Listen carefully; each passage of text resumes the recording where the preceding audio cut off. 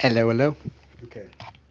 Still have not fixed my stuff. That might be a common theme. um, okay. So I'm doing this live, because every time I sit down and write a script, I can't do it. I just, so much. There's just so much. So hopefully, a stream of consciousness from me, given freely to the world as my grandfather would have prescribed it. Uh, will give some attention because it's already done a couple times. If you need a little introduction to myself, my name is Brandon Wayne Bryant. I was born in Missoula, Montana in 1985. I am the great grandson of William Caswell Bryant, the grandson of Lanny Wayne Bryant, and the son of Lannan Bryant. And they all have their own rich and diverse history, but I only need to go back that far because my grandfather was born and witnessed World War One, II, the Great Depression, and everything in between up until I left for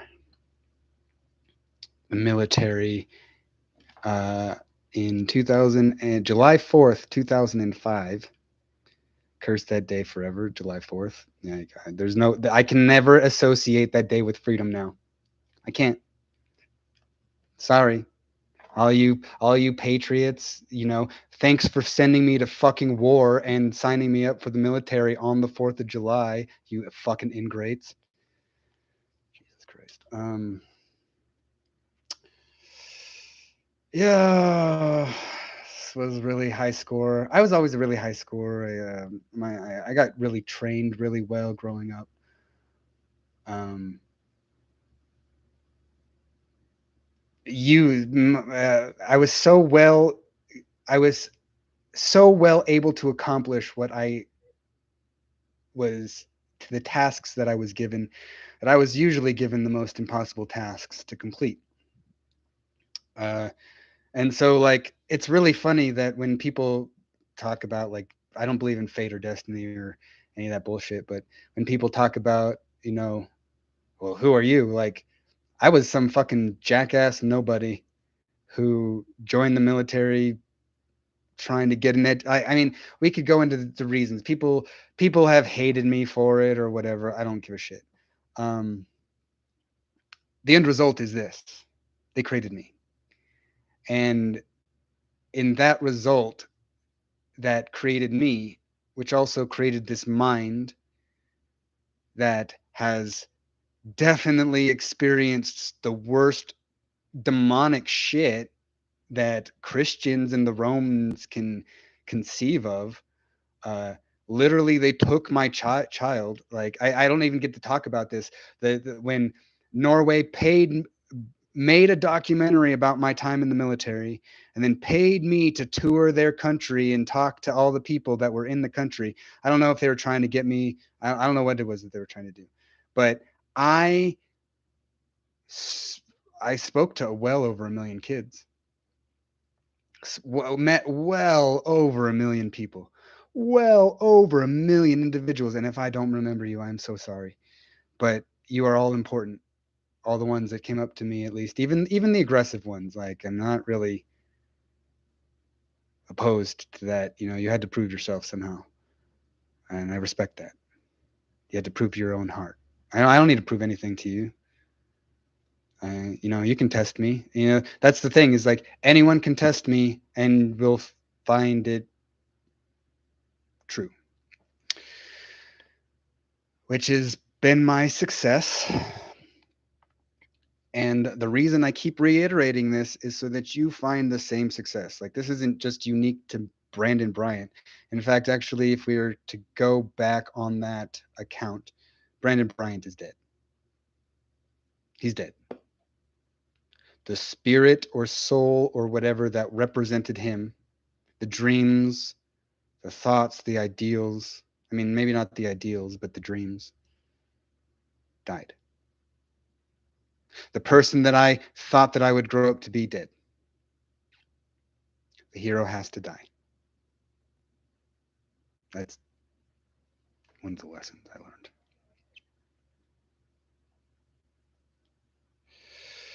And it's a hard lesson to learn because we don't understand that our hopes and dreams and all those things can be used, even though there are something that can and be used to help us achieve great things, go beyond our normal boundaries. They are still binding agents. And, you know, that's why we have to give it up. That's why we just have to do the right thing because it's the right thing to do. Um, I keep coming across, it's interesting. I keep every single time I think about this. I did an interview with the BBC, and the interviewer, unless she comes out with it, until she comes out with it, I'll keep her anonymous. But she asked me like, "Why aren't people mad like you?" And I don't know. It takes a special person. It takes okay. I have a low tolerance level for bullshit, but I let people do their bullshit. I'm not going to control anyone. I just don't control me, right? I'm just gonna vibe, right? Well, the problem is that there's a lot of people telling me how I should vibe. And then there's a lot of people telling me what I should do and think and feel with that vibe. And 100% out of 100% of the time, I'm going to rebel. 100% of the time. You know why? Because most of the people telling me don't demonstrate it in their own lives. hmm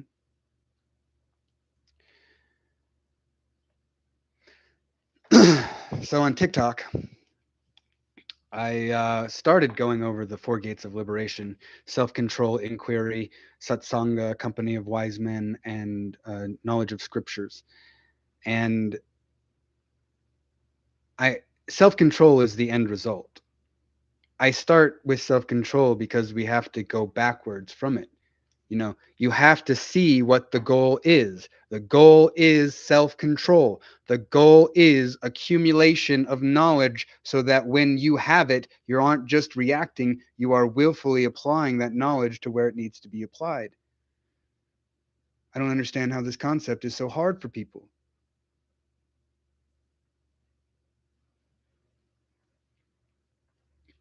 But I mean, I had great men in my life. My grandfather.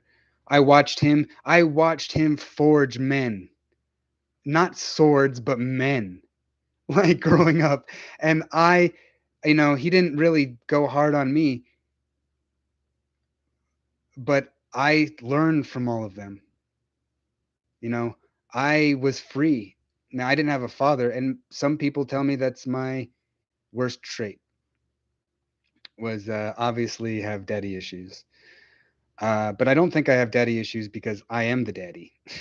I have become the daddy because no one else in my life has fucking stepped up to it.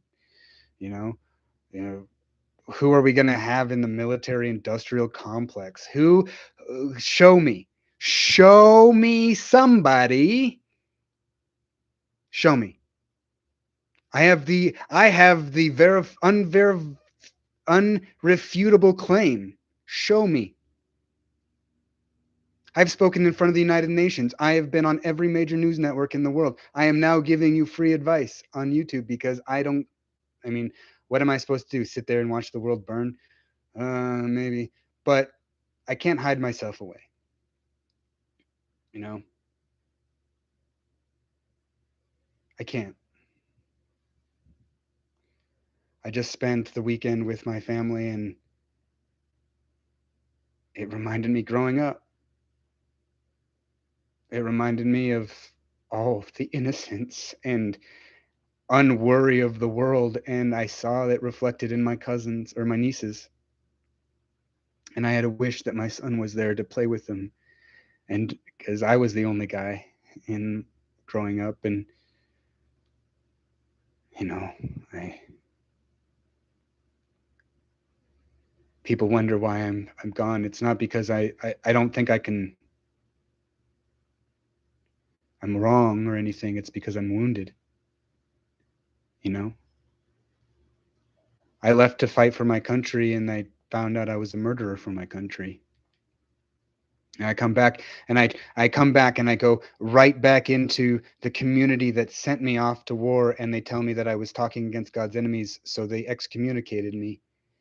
And then I've had several conversations of this, but this kind of came to a head this weekend as well.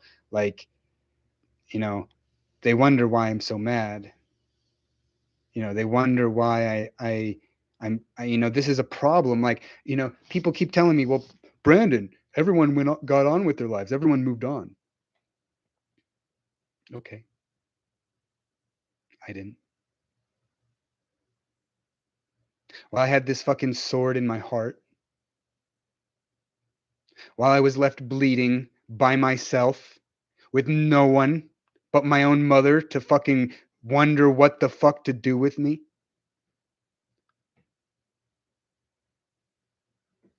Me doubting whether or not all the scripture that I had learned in my life was actually worth a fucking damn. Seeing every single person that I grew up with changing and turning on the values that they gave me, seeing my military brothers and sisters become the vile fucking traitors of the Constitution that they swore to defend against. Ugh. Ugh. I do solemnly swear to uphold and defend the Constitution against all enemies, foreign and domestic. Domestic. So help me God. I swore that oath. And to obey the lawful orders of those who appointed over me.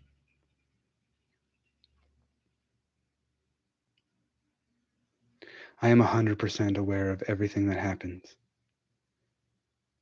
And I'm trying to fix it. But the problem is that there's all these assholes out there with a bunch of money who think that they can throw their fucking money around as if that's going to stop it.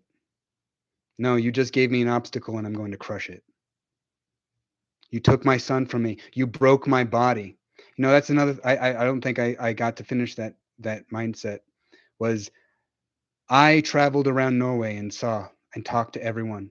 And then when I started talking to people about what everyone else was talking about, realizing some certain things, and then find out that in Kongsberg in Norway, where they have the weapon creation parts factories, they put to work refugees from the very countries that are demolished by these fucking war parts.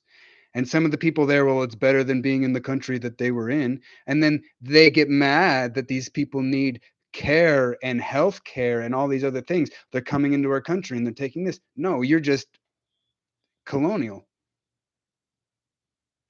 Roman. Actually, I'm just going to call it Roman. Colonial, Roman.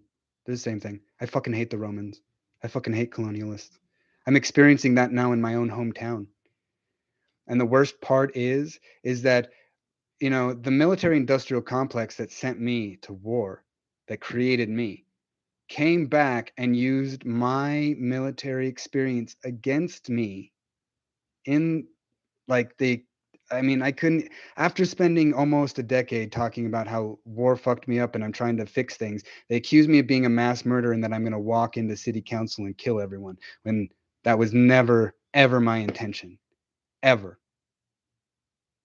Everyone knows it. The funny thing was is that Jim Nugent, the former lawyer to the city council, he signed the fucking order to arrest me against police recommendation, against federal recommendation, and against military recommendation. They still fucking arrested me and tried to make a fucking game out of it. And then when it backfired on it, they spent millions of dollars trying to cover it up. And I was just going to drop it. Yeah, get on with my life. Then they threatened my girlfriend. And she doesn't want to be with me because she doesn't feel safe. I can't be safe there. I can't turn to the police. The police force is a bunch of thugs and brutes. I have to rely on my own self. And now that I'm by myself, my dog's dead. My mom can be taken care of by others. I got no attachments. None. Take my son. Yeah, Norway beat the fuck out of me. So after I go to Kongsberg, Norway, and I reveal this, Norway beats the fuck out of me. Beats the living fucking shit out of me, breaks my arm, and like it was so bad. Like I let them in. Like I didn't know that they jumped me. Like I let them in. I was trying to figure out what was going on because my son's mother was being really weird. And like I go to her place and she I know she's there, but she doesn't want to answer the door. Something's happening. So I go and have some coffee. I come back and I ring the doorbell again, see if she's there. Let me see my son, blah, blah, blah. Well, it turns out she called the police and said that I was a veteran with PTSD and that I had threatened to kill her, myself, and my child. And the police showed up. I let them in. Like I'm sitting there, like, come on in. Like, can you help me solve this? And then the guy grabs my arm and he says, resisting arrest, resisting arrest. And I look at him like, huh? And 7 fucking dudes in riot gear come and try to tackle me. I went straight into a wrestling defensive posture and held up 7 dudes for almost 2 minutes. Like it was a big like I mean, I wasn't actually straining. It was kind of weird. It was this weird kind of moment of clarity where you're just like looking around at everything and being like, they set this up. They set this up. And then I willingly took off my stuff like while they're on me and trying to bring me to the ground. I take off my backpack, I take off my coat and I lay down and some motherfucking dude jumps up in the air and pile drives his knee into my spine. You know, I wasn't walking with this. I was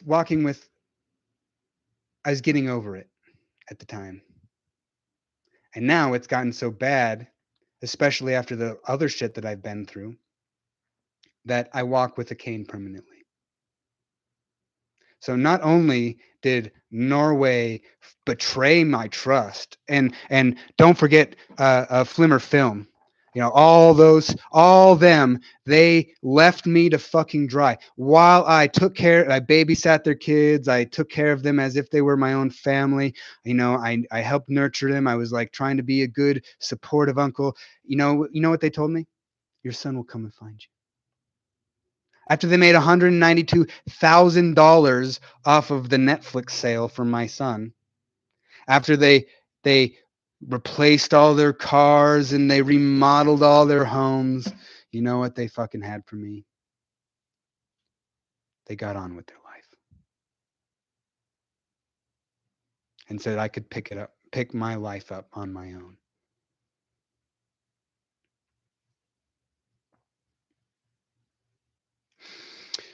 Two years later, I went to Egypt. I think I talked about this in another thing, but the thing about Egypt that I always come down to is I had this magical come up to the pyramids at the break of dawn thing, but then the wrath of ancient kings hit me and I saw all the fucking disgust and wealth and perversity of the whole deal, and my soul was torn asunder, torn open. I don't know, asunder. I'm still here. Uh, and then people were telling me, well, don't go out into the desert at night. You know, you'll be robbed and murdered. Well, I let them. I found a guy who led me into the desert and wanted me to sit there and meditate on the pyramids, and they were going to kill me, him and his son. And I'm sitting there staring at the pyramids, and I'm just thinking about how big the world is, and I got all Cairo off to my right, and it's this mess of like modern gymnasium, jungle gyms, half completed buildings, dead dogs and horses in the street and shit like that. And I look over and this kid has a knife in his hand and I stare at him. I stare at the knife and I mean, the look of anger, hate, maybe because I was American. He didn't know who I was. I didn't tell him who I was. I was just a tourist at the time. But he looked at me with this righteous fucking hate as if he just won, like I was the cause of all of his problems. And I looked him in the eye and he held back.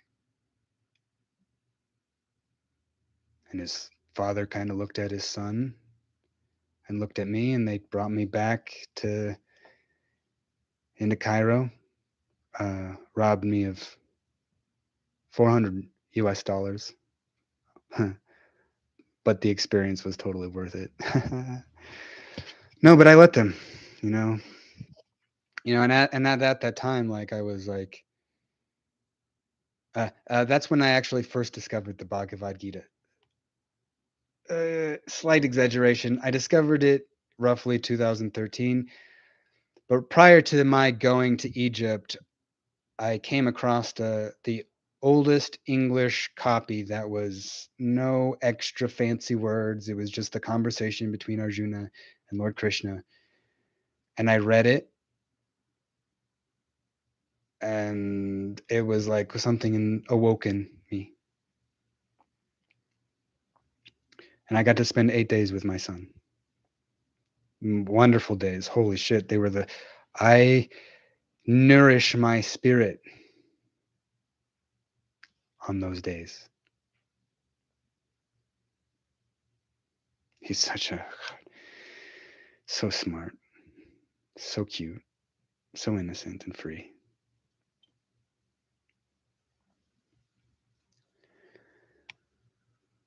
And so coming back and seeing, not just seeing it, actually like participating in it and witnessing it and seeing it and holding it sacred. I can't let this world just burn. I can't. I want to. This world has hurt me so bad. So bad. I trusted so many people to do the right thing and they didn't. But I can't let this world just burn. You know, like I went through the process. I'm the guy that's supposed to be realized in scriptures, you know, all the Vedic mythologies, all the yogi, like the man of action, you know, Ikshvaku.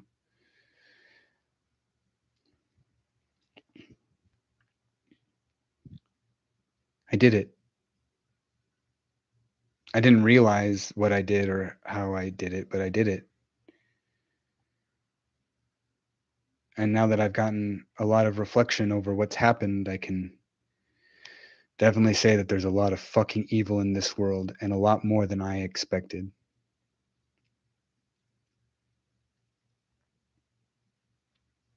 And how is it that 10 years ago, when I was out of the military and broken, they were telling me that the VA was telling me that there were enough empty houses for veterans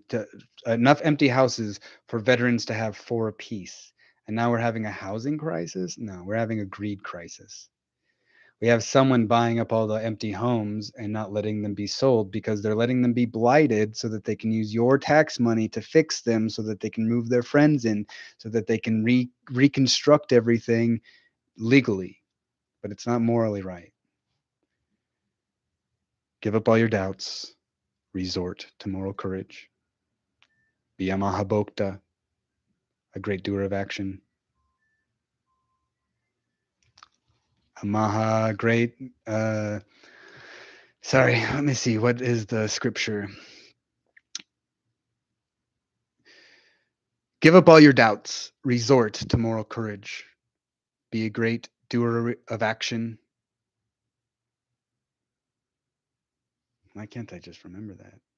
Great doer of action and great renouncer. There's a third part. I'm forgetting. TBI. Which is another reason why I'm probably doing these things, is not because I don't think that I am capable enough of being some sort of political leader or any group. I've already tried, you know. I like, without money, and mostly because I'm against the people that are making a shit ton of money.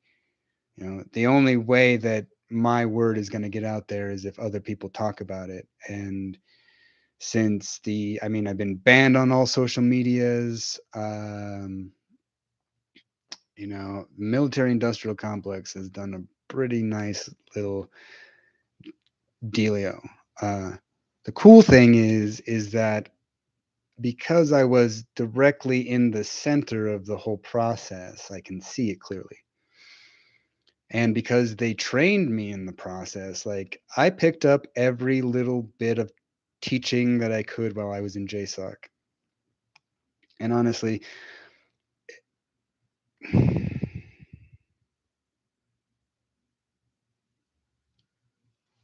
yeah, maybe this is just my own loyalty as the two, like, okay, my own loyalty as the 200th dragon of the third SOS only goes so far. They removed me from all historical documents of the squadron, and that place will be permanently empty, devoid of any name. Uh, but I think that says a lot more than anything else. It says a lot when people try to, you know, Edward Snowden got all this clout and everything. Well, I did it. Ed was the guy behind the scenes. He was the guy who was looking at the information. I was the guy who did it. And I'm not some deranged killer. I'm the guy that you went to high school with who might have been a little overly poetic and kind of a little Jesus-y. Not gonna lie. But I was always a nerd who was willing to have a good laugh.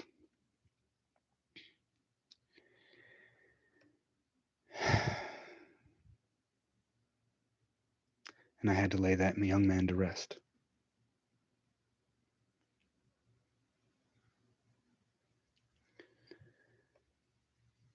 And so you have to deal with me as I am now.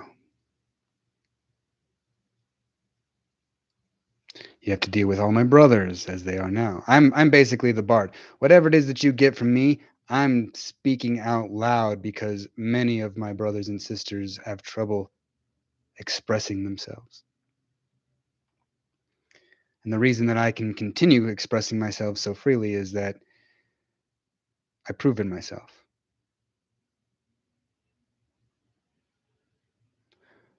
But I don't know what to do with it. I have no ambitions. I have no desires. Like a desire for justice, maybe, peace, simplicity, you know.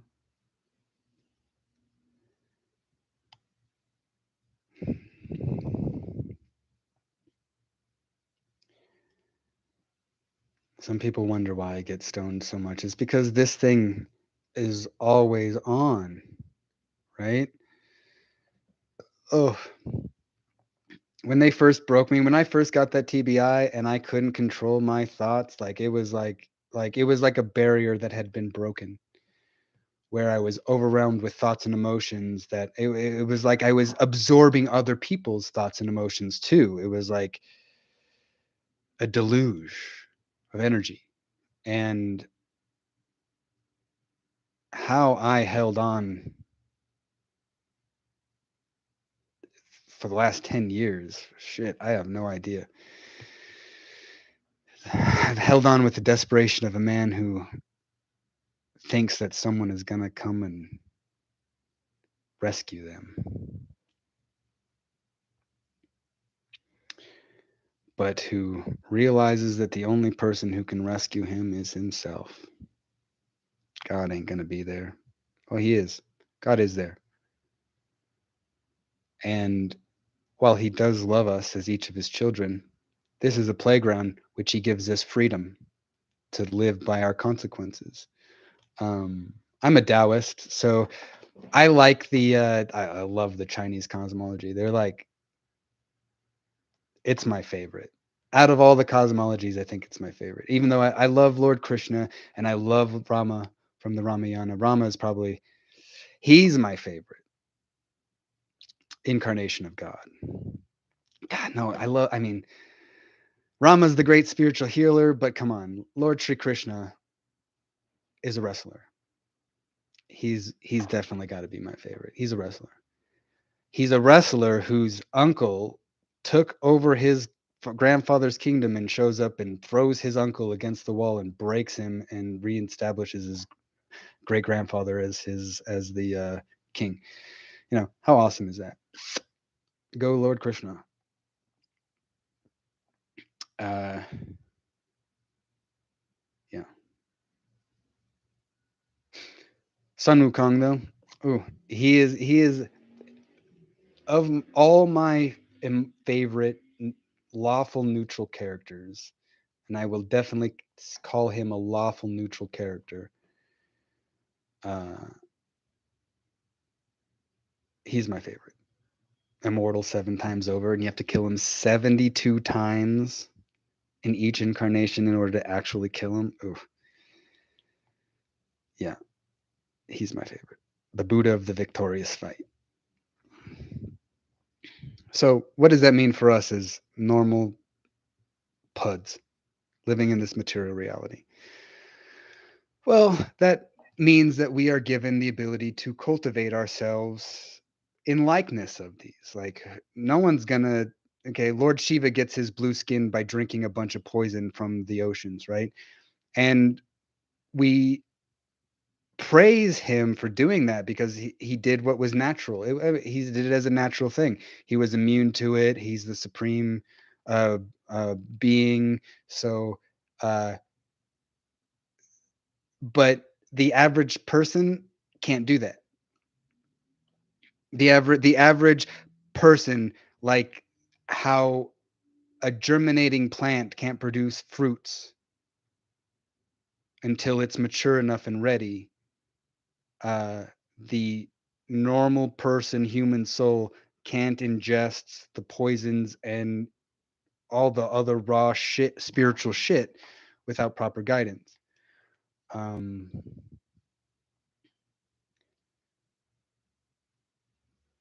Yeah, and then there's been a lot of guys trying to come back, coming from the East and teaching these things to people, trying to help them become at peace with themselves and get on with living. But this type of mentality does not work with the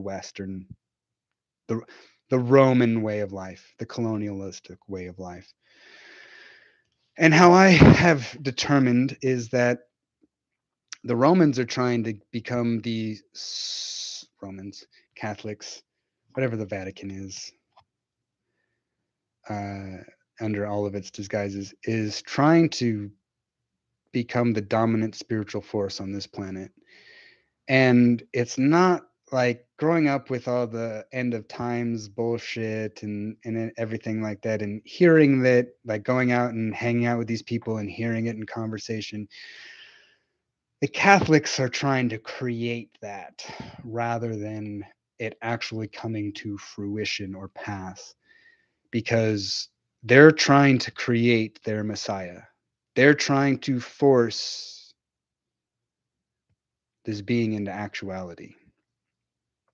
It's honestly like, if it wasn't so horrific, it'd be kind of impressive, you know? Uh,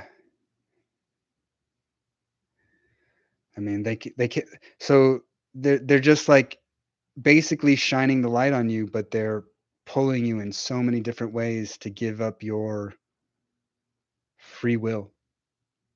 You know, they are the interceder. You know, they have to tell you that you've been become gnosist, right? They're the ones that have to tell you that you've been anointed, the Christos, right? No, you don't. These guys already did their thing. Like, you don't need to have a preacher tell you who you are. The only thing a preacher's supposed to do is rally you to be who you are, right? even like when I think about my inner demons, right? I have a lot of inner demons, a lot of hate. I'm at peace with them. And I make friends with them, and I understand them, and they don't torture me. They don't torment me because they all know that we all come to the same place at the end of time. We all death receives us all, and knowing scripture and the Yuli Shaoxuan, the divine panorama of the Chinese cosmology, like I seen it. Like I did ayahuasca DMT trips trying to figure out what it was that I had seen and going back and research. I seen it. I was given a tour of the divine panorama. Like they literally gave me a tour and was like, "This is your last life living on this planet. Congratulations. Woo, yeah, celebrate. Yeah." But they didn't give me all the secrets that I need to they told me that I had everything within me to succeed and then I will get to that place naturally. So I trust it. Uh, you know, I do. I've been attacked many different times, and I gave you the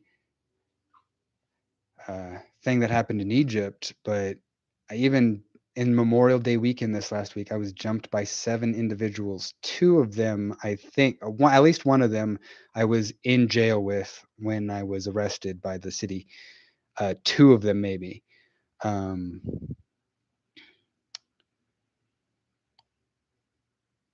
yeah.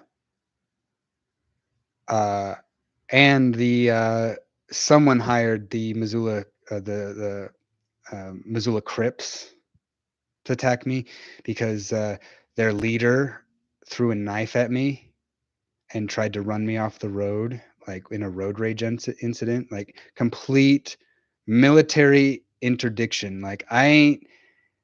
It was so the weird thing about that was when it happened, it was like I everything clicked. I saw it in my own mind. It was like right there. I looked up in the mirror. I saw the black pickup do its thing, speed right past me, and this other pickup, as I'm distracted by this other one being like, why is this guy weird? Because he tried to run me off the road.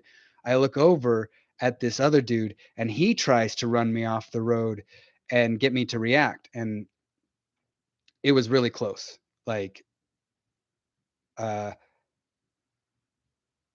yeah, I don't know why I didn't overreact, but I looked at him and then I was like, and then he was like, "Argh," and I was like, fuck you, asshole. And then he threw a knife at me while going 70 miles an hour. Like I ain't never seen this before. Like looked at him, rolled my window down and been like, what the I was like, dude, what the fuck? Like drive like you're driving like a fucking maniac. Be safe.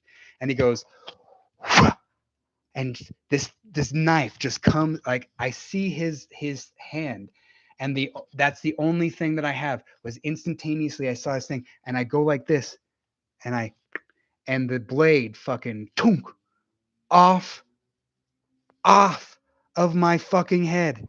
Like had I not moved, it would have been dunk right in there. I ain't never seen anyone but a Marine do that. And the knife had said on it, so that others may live. I mean, do we need any other evidence before thee to show that the my own city council member Gwen Jones, the lawyer Jim Nugent, and by the sins of the father, so does Mike Nugent inherit this, tried to fucking kill me. And then they took my driver's license away from me. And now they're trying to take my passport away from me.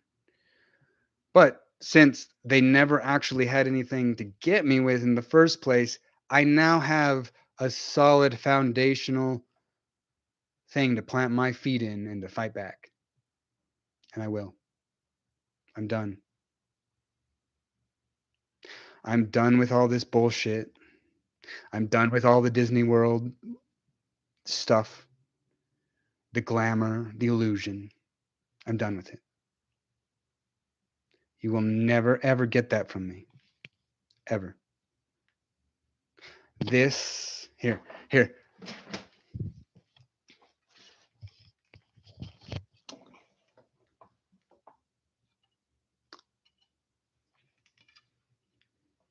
This is Nandaka. This is a sacred religious implement. And Nandaka means the slayer of ignorance and the bringer of supreme joy. And so, with blade towards you and point in my own thigh, you can see the tension in my own muscles.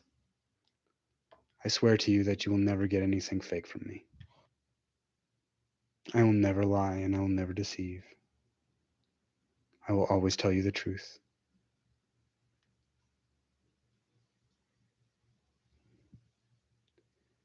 And those of you that prey upon the weak, those of you that sick, perverted, and not in an adult consenting type of way. We all know what I'm talking about. The Rick Reinersons,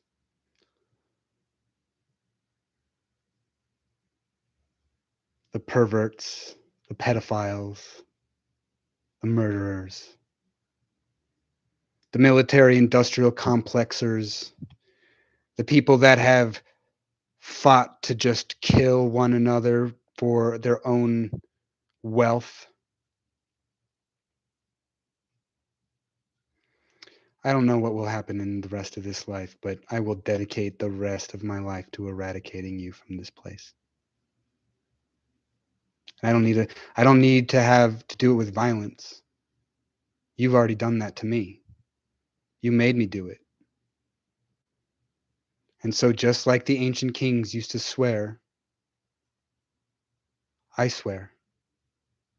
I swear to uphold the law. I swear to help people.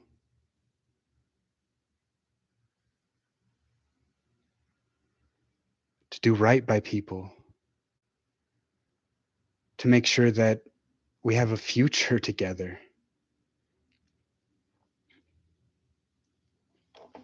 Not that we're being taken advantage of by greedy gentrifiers, colonialists, who would turn on their own people for a fucking penny. And Nick Chakotay, you are the sacrificial lamb. I will make an example out of you in front of the entire world. Okay? You've already threatened my girlfriend. You already shit on my food when I gave you over $500 for a fucking concert ticket and you ruined it for me.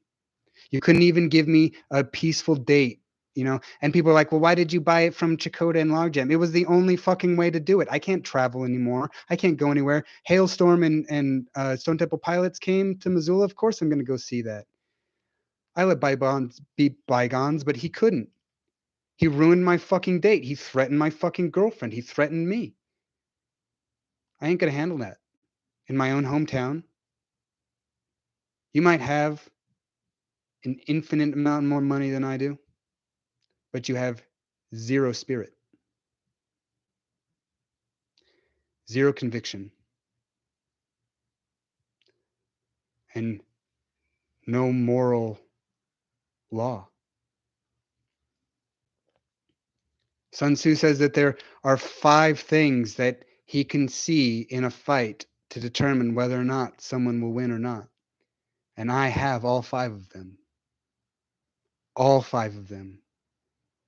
I was trained by Joint Special Forces. You know, they might openly disparage me, but I hope that they're proud of me because I'm exactly what they created me to be.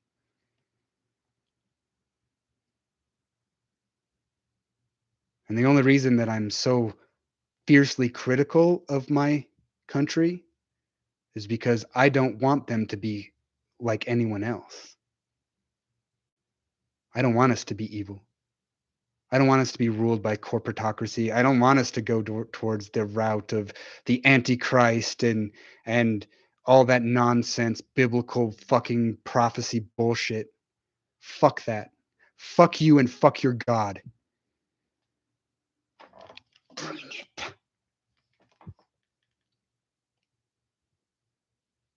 All of creation has my back.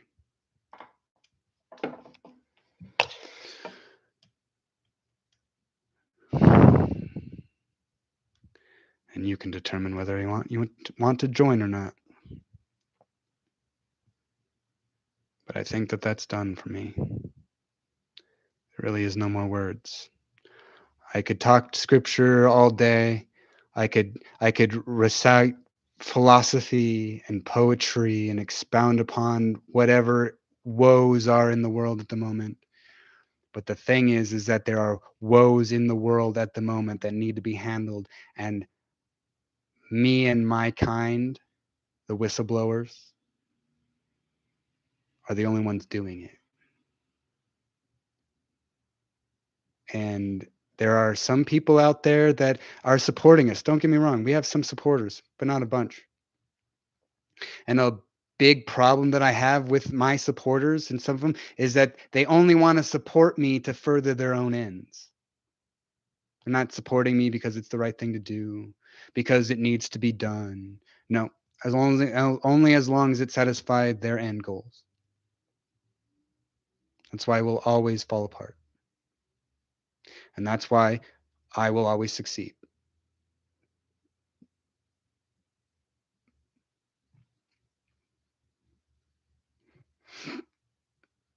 Excuse me.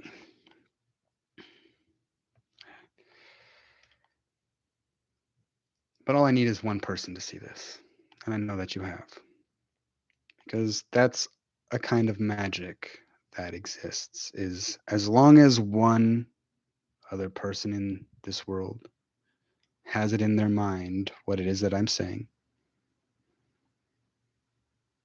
it will spread like a fire. And that's why you have all these people that are, they're controlling social media, right? I'm not even sure how much my own stuff on YouTube will get out there. I have a love-hate relationship with Google.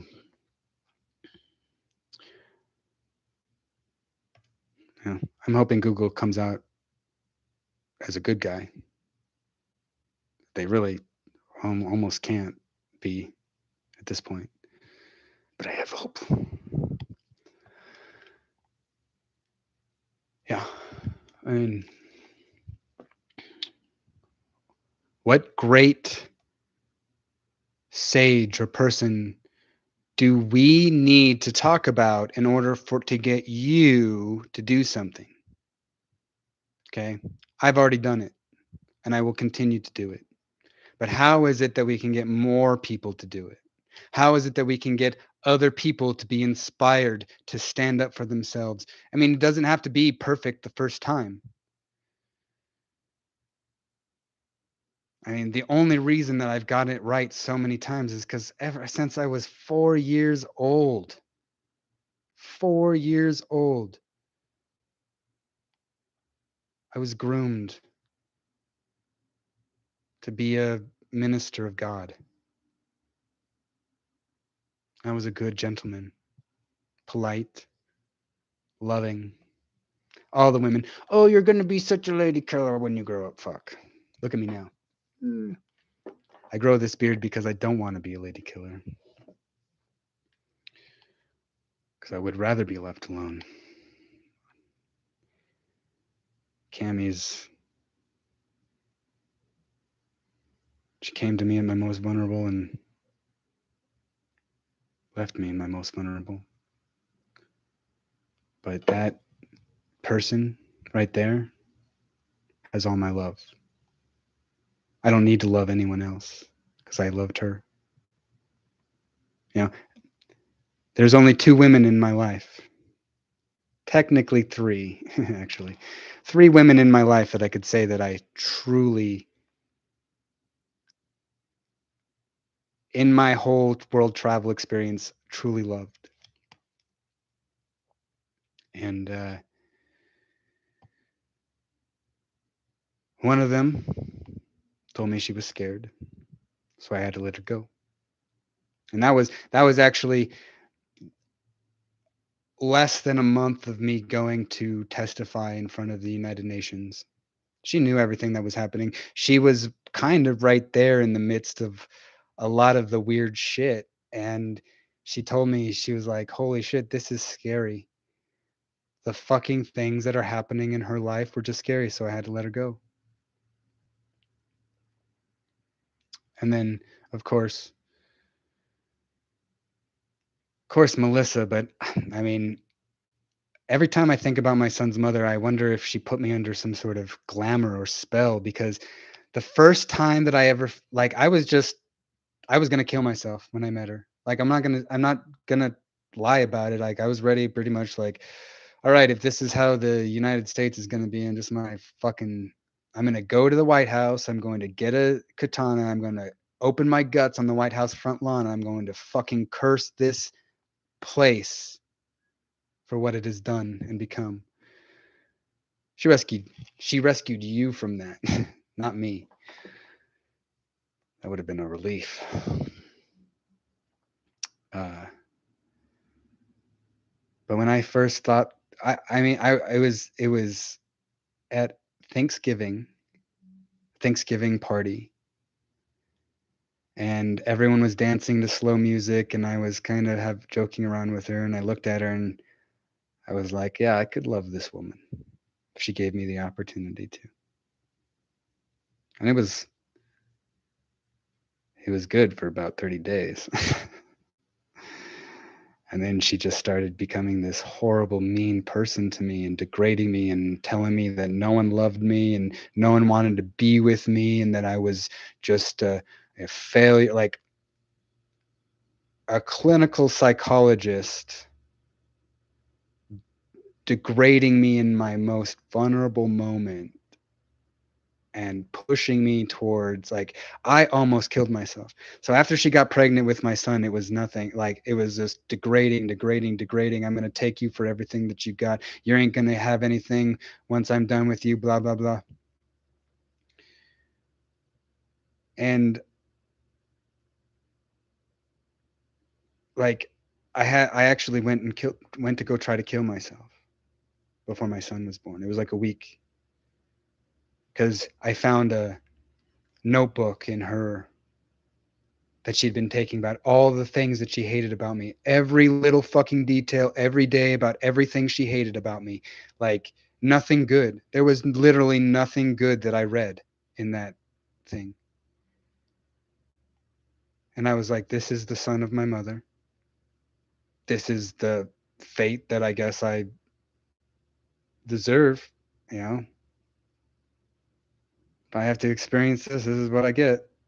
And I might as well just fucking kill myself anyway. So, got drunk. Oh man, I got so fucking drunk. And then I had my third SOS, Dagger 2, issued to me, 2009.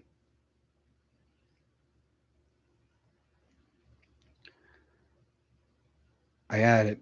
I was right there. I had my fucking everything open, and I was just gonna slam it into my gut, and then and let gut wounds are the worst way to die, and I knew this. Like, trust me, it wasn't going into this as like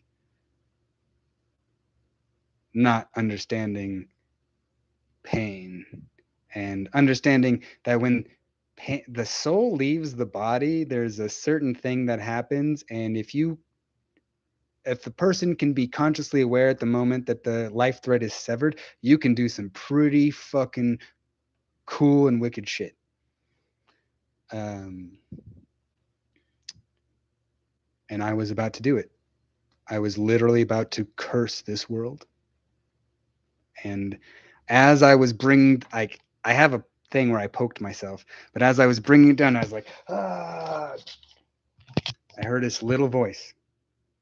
It was like a clear bell that said, "What about your son?"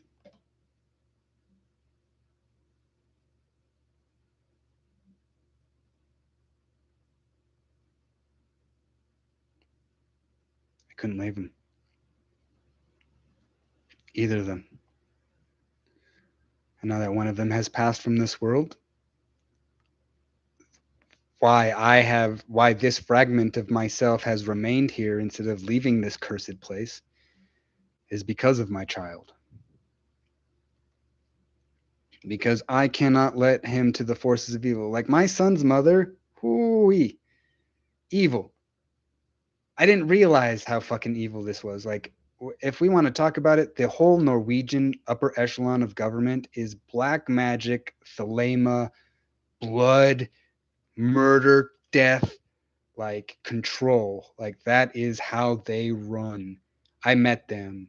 Like I hung out with them without understanding what was happening, and I worry for the life of my son growing up in that environment. Like, eesh, eesh.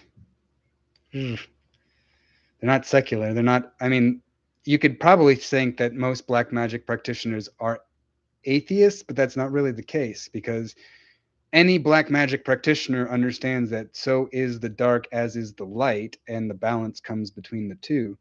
And so those are all part of the cycle. You can be one or the other or both.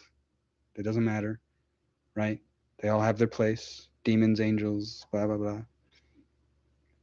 But the atheists are the ones who disrupt the flow of nature, who say that we are apart from nature, we are better than nature, we are somehow greater than nature. And that's not the case.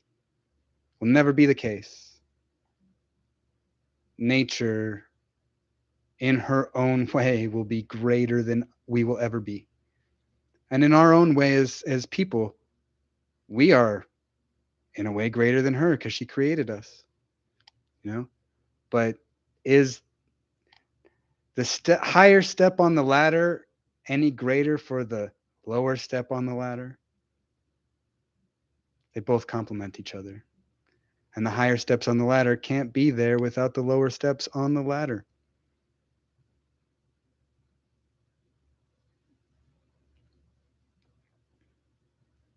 So, give up all your doubts and resort to moral courage. Be a great doer of action, a great enjoyer of delight, and a perfect renouncer. Thank you.